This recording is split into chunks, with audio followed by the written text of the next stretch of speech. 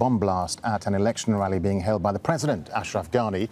Rob McBride joins us live now from the Afghan capital, Kabul. Rob, so what more details do we know about this latest bomb attack that seemed to be targeting an election rally event?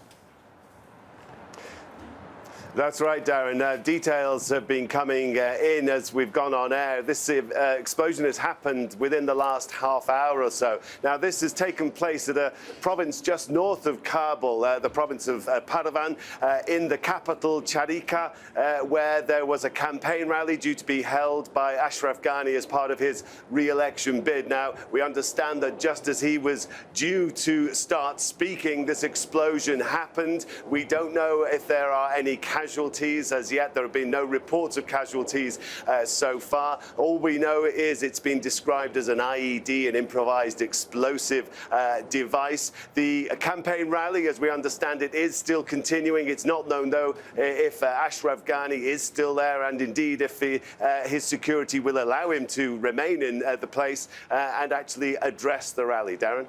And Rob, just very quickly, given that this is now a run-up to the election at the end of the month, what sort of security response are we likely to see? And what are you seeing there in the capital?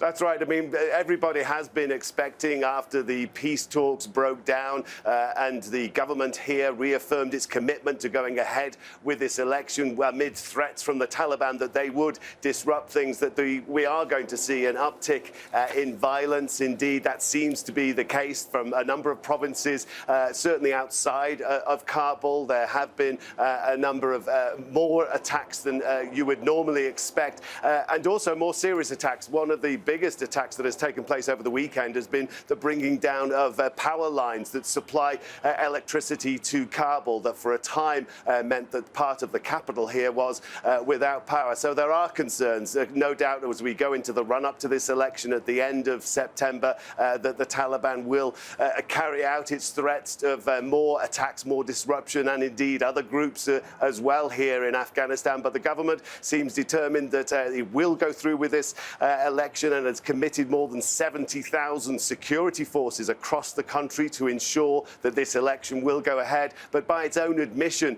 instead of the 7,000 polling stations that were open 5 years ago during the last election, already we know that the numbers are probably going to be about 5,000. So the situation here, compared to previous elections, certainly there has been a deterioration in security. Darren? All right, Rob McBride there in the Afghan capital, Kabul. Rob, thank you.